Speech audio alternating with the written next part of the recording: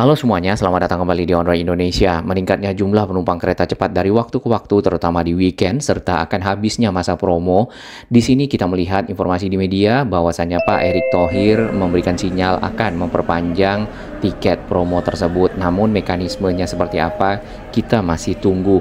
Mengingat bulan Desember adalah bulan di mana di bagian ujungnya terdapat hari-hari libur serta tahun baru. Tentunya banyak para penumpang yang akan melakukan perjalanan keluar kota ataupun juga perjalanan lainnya. Bila kita sesuaikan dengan rencana perjalanan kereta cepat Jakarta-Bandung yang pernah ada di sini di bulan Desember, akan ada 40 perjalanan setiap harinya. Dan di akhir pekan biasanya ditambah lagi dengan 8 perjalanan bila memang ternyata animo atau permintaan masyarakat para penumpang yang naik makin banyak.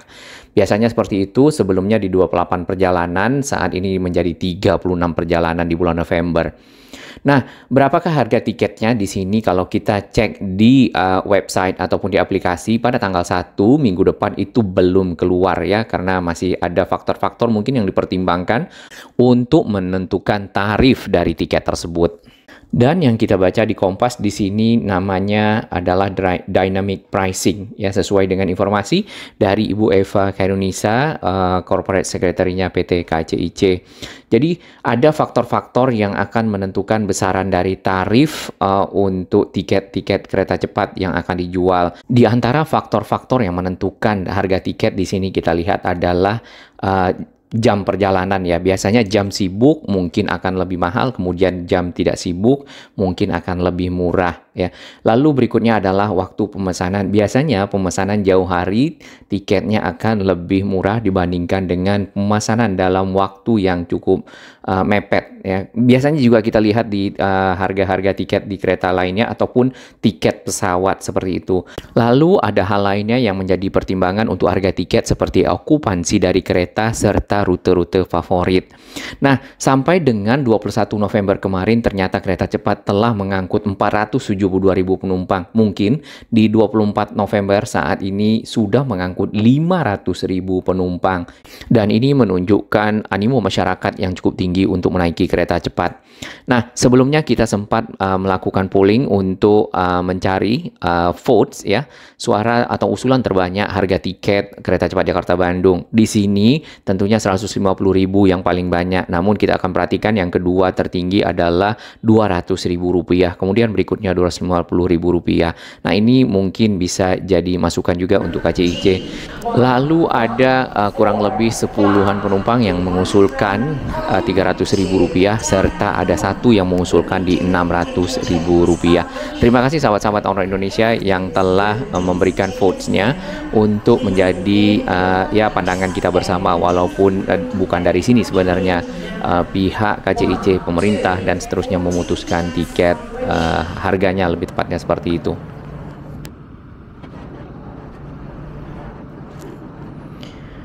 Selama dari perjalanan kita menggunakan kereta cepat di sini banyak para penumpang itu yang berombongan ya, dan ternyata memang KCIC membuka pemesanan tiket secara berombongan. Hal ini mengingat permintaan tersebut ternyata cukup banyak, terutama dari ibu-ibu.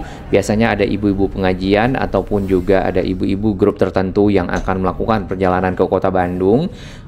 Yang kita lihat itu mungkin PP ya, mereka jadi pada saat sampai mereka sewa travel dan akhirnya sorenya kembali lagi ke Jakarta. Ini adalah bisnis kelas di gerbong kereta cepat dan berada di paling ujung. Nah, segmentasi ataupun kelas dari kursi-kursi yang ada, yang pertama adalah first class yang ada di ujung-ujung dari rangkaian kereta cepat. Kemudian ada business class juga sama berada di bagian ujung. Lalu berikutnya adalah premium economy class yang tempat duduknya 32. Kita akan masuk ke dalam. Ini yang business class. Di belakang kita ini first class. Formasinya ada yang 21 dan ada yang 22 ya. 22 nampaknya masuk business class.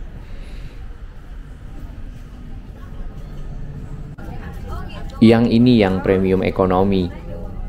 Jadi bangkunya 32. Legroom itu kalau kita perhatikan cukup luas dan lebar, terutama bagi penumpang yang cukup tinggi ya, secara ukuran tinggi badan. Nah, penomoran kursi di sini lengkap dari 1 sampai berapa itu sampai ke depan, dan pada saat kursinya dibalik, satunya tetap berada di sini.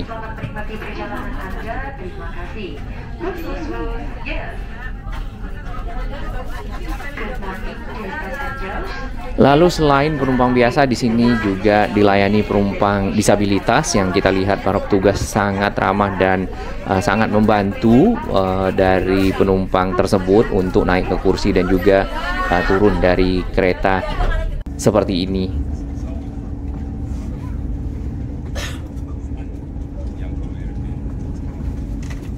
Hanya saja tentunya di stasiun Padalarang dibutuhkan satu kecepatan untuk bisa masuk ke kereta pada saat kereta datang, karena waktu tunggu kereta pada saat kereta datang sampai berangkat lagi adalah 2 menit.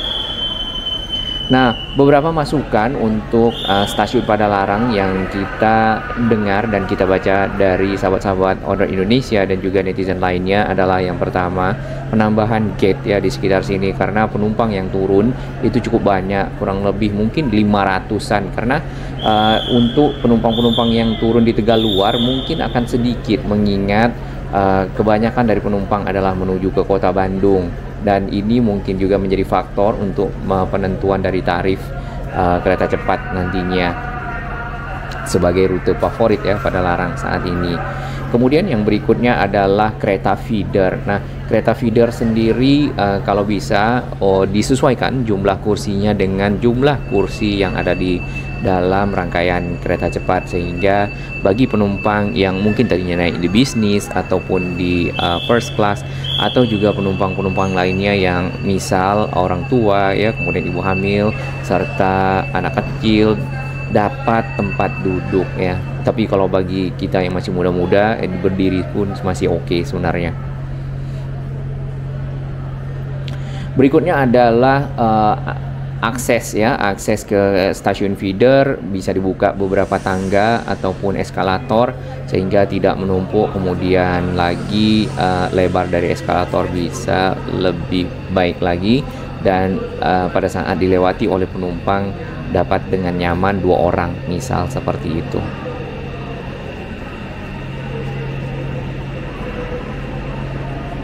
Saat ini rangkaian kereta cepatnya mungkin belum 100% dioperasikan untuk membawa penumpang, mengingat jumlah perjalanan maksimal ternyata masih 68 perjalanan ya.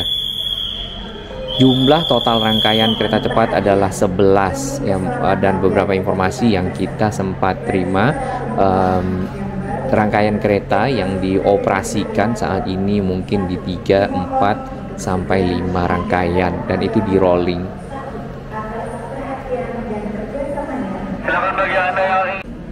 Nah, ini adalah gate pada saat para penumpang di stasiun Padalarang turun ke bawah. Terdapat 4 gate, kemudian ada 2 baris dari antrian penumpang yang akan menuju ke feeder, kereta feeder yang ada.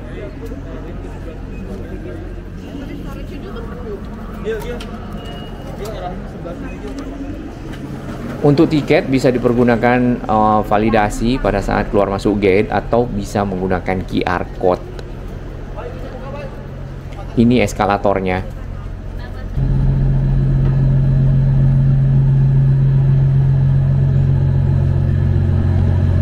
Mungkin karena peron di bawah tidak begitu lebar, jadi eskalatornya memang tidak begitu besar ya. Untuk jalur di bawah ini melayani kereta Bandung Raya ataupun kereta lokal yang menghubungkan Padalarang dengan kota Bandung, serta mungkin kota Bandung, Padalarang dengan kota-kota lainnya seperti Purwakarta atau Jakarta. Argo juga melewati jalur ini, ataupun ke arah Garut, Cibatu, Garut, dan seterusnya. Ini adalah kereta feedernya. Nah, satu lagi yang pernah kita dapatkan dari sahabat Order Indonesia, kereta feeder mungkin warnanya bisa dibuat warna merah. agar sesuai atau merah putih ya, merah abu-abu lah, agar sesuai dengan warna kereta cepat. Jadi pada saat ada beberapa kereta di sini, warga langsung tahu atau para penumpang langsung bisa menuju ke kereta ini. Iya, itu salah satu masukannya. Nah, ini adalah kondisi di dalam kereta feeder tadi. Jadi sebagian penumpang itu berdiri, mengingat kereta feeder ini jumlah seatnya itu ada 200 ya. Nah, penumpang kereta cepat ada 500 sampai 600, jadi kurang lebih 300-an penumpang berdiri di dalam area kereta atau di dalam gerbong.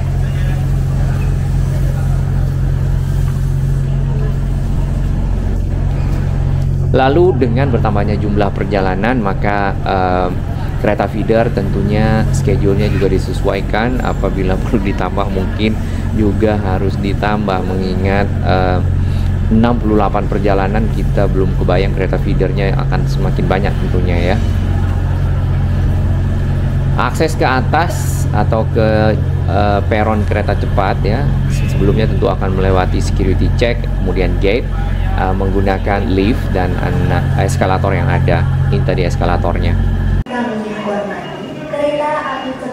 Nah, ini adalah peron bagian atas dari stasiun kereta cepat Padalarang. Kemudian di bagian atasnya lagi ini adalah Sky Bridge ataupun jembatan udara yang menghubungkan dua peron ataupun dari akses gate yang ada. Bagi para penumpang yang akan menuju ke Jakarta, maka akan melewati Sky Bridge atau jembatan udara lalu naik kereta. Sedangkan yang ke arah Tegaluar tentunya tinggal naik di peron seberangnya. Dan waktu kereta datang sampai waktu kereta jalan lagi adalah 2 menit. Hal ini tentunya untuk mengejar jadwal kereta serta ketepatan waktu dari ketibaan atau kedatangan serta keberangkatan.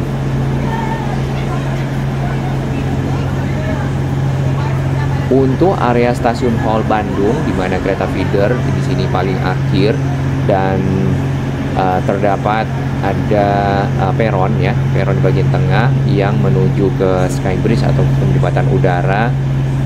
Nantinya akan masuk ke bangunan stasiun Bandung yang ada di sisi utara.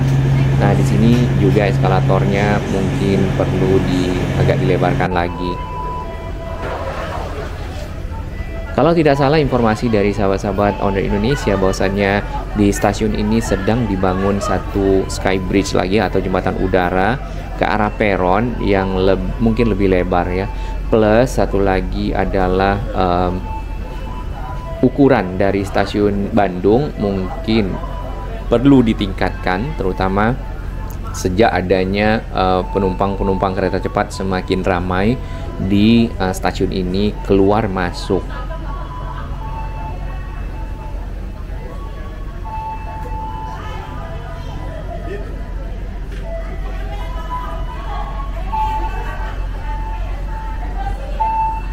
Ada dua bagian di sini. Kalau ke kanan ini adalah ruang tunggu dari stasiun kereta cepat ataupun para penumpang kereta cepat, sedangkan ke arah lurus itu menuju ke kereta lokal dan juga kereta jarak jauh atau KAJJ yang ada di stasiun Bandung ini, termasuk Argo Parahyangan.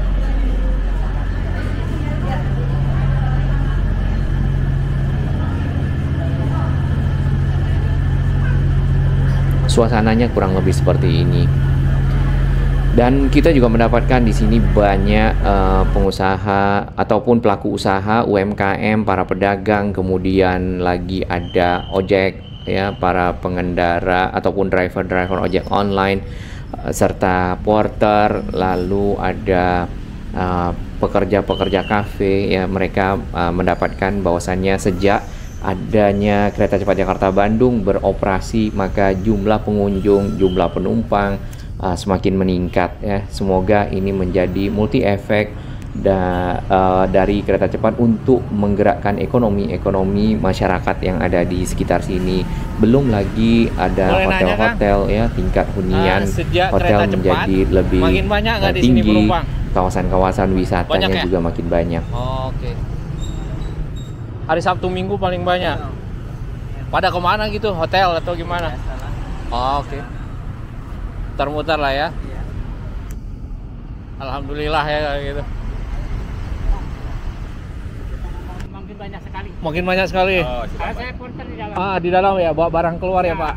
Oh, alhamdulillah. Yang biasa itu agak satu sedikit. Iya. Jadwalnya lebih banyak kereta cepat ya? Iya. Betul, wah. Sabtu Minggu, Pak. Paling satu hari. Oh, Bapak siapa, Pak? Pak Romli. Pak Romli. Jadi satu hari itu bisa ngeluarin barang sampai Iya. berkali-kali. Iya. Banyak pokoknya Pak. Kalau Banyak, ya? maju, alhamdulillah maju kalau kereta Iya banyak sekali. Alhamdulillah ya, Pak. Agak itu sedikit, agak kurang yang kereta bawah biasa. Kereta feeder ya? Iya, feeder bagus. Oke. Satu hari nggak berapa ribu itu satu hari. Satu hari. Ya, itu barusan komunikasi kita dengan salah satu driver ojek online, kemudian juga salah satu porter yang ada di kota Bandung, tepatnya di Stasiun Hall. Mudah-mudahan ekonomi dari masyarakat makin baik lagi ke depannya ya. Untuk Stasiun Halim sendiri di hari kerja kemarin di sore hari kita juga melihat banyak kendaraan keluar masuk di sini, bukan cuma kendaraan pribadi, termasuk juga taksi online, ojek online, kendaraan roda 2 dan juga bis. Baik, sesuai dengan harapan-harapan masyarakat, di sini harga tiketnya tetap dapat terjangkau, kemudian lagi disesuaikan dengan kondisi yang tadi, faktor-faktor win-win solution antara penumpang serta juga KCIC menuju Indonesia yang makin baik secara infrastruktur dan transportasi.